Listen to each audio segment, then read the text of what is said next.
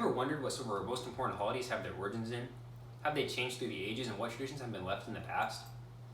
Well, throughout the last 2 years, I've wondered about this exact question, and what we have in common with our ancient cultures. So today, I'm going to take some time to examine some parts of the interesting Roman culture and analyze how their holidays are both similar and different to our own. Specifically, I'm going to be comparing the Roman festivals of Lupercalia, Saturnalia, and Feralia to their modern counterparts.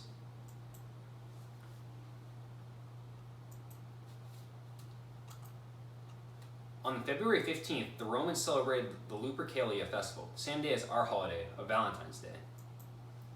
Despite them being on the same day, they have very different origins in why we celebrate them. The modern day celebration celebrates the life of Saint Valentine, who secretly married Christian before he was executed by one of the Roman emperors. The Roman festival, on the other hand, celebrates Lupercus, the god of fertility. Even though they take place on the same day, they have wildly different reasons to celebrate and what you do to celebrate. So the Romans celebrated due to the fact that this was supposedly the day that a she-wolf adopted the twins Romulus and Remus that founded the city of Rome. And to celebrate this, they would take time and sacrifice 3 goats and a dog to simulate the events. The Roman priests that performed the sacrifice would then strip naked or nearly naked, and then take whips in their hands and then leave for the streets of Rome. According to History.com, we have the following description of what occurred. They then ran naked or nearly naked around the Palatine, whipping any woman within striking distance with the thongs. Many women welcomed the lashes, even bared their skin to receive the fertility rite. It is open to speculation what the lashes represented. Another festival that Romans celebrated is the Festival of Saturnalia, which can be compared today to the holiday of Christmas. The Romans celebrated the holiday of Saturnalia between the days of December 17th and the 25th, and modern Christmas falling on the final day of the ancient festival. Today we celebrate Christmas as the birth of Jesus Christ, while the Romans celebrated the 25th as the worship of the ancient god Sol Invictus, or the indomitable sun, and it was used to represent the winter solstice. Similar between the two holidays was the exchanging of gifts. The Roman system involved often giving out wax candles because you wanted to give out a gift of equal value to everyone you know, and they get a gift of equal value back from them.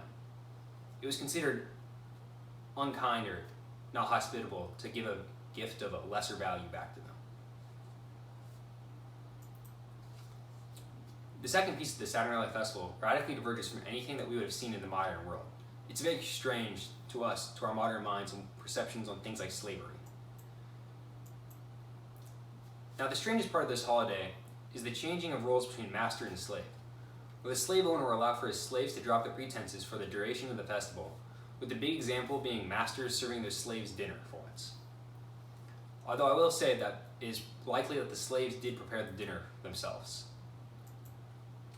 And the final example of the weirdness of this holiday would be mass gambling within the streets. And gambling was usually something illegal under the Roman system. It is also weird that the slaves would sometimes gamble with their masters. And the final holiday or festival that I'll be talking about is the Feralia festival, Antiquity's version of the Day of the Dead. The Feralia festival was the celebration of the dead Romans.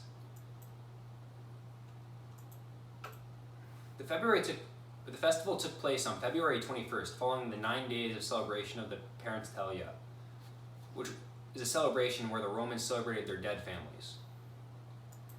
This is similar to the Day of the Dead in that they both are honoring their ancestors while visiting burial sites to honor their family.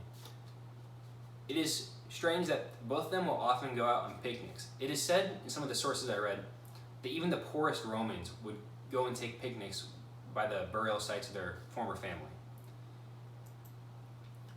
Both holidays involve bringing gifts to the dead. Now, the Romans had a common gift would be to put beans on the burial sites or graves, because they believed that if the Romans believed that if the dead did not have food, they would starve, which is a little strange considering they're already dead. But amongst a wide variety of practices in regards to the Day of the Dead, it is common for them, at least in Mexico, to give sugar skulls known as Calaveras skulls, and other traditional foods based on the region that the celebration occurs in. Well, today I've told you about the similarities and differences of Lupercalia, Saturnalia, and the Feralia festival to their modern counterparts. And I hope that you can use some of this knowledge to understand more of our ancient origins and understand the past a little bit better.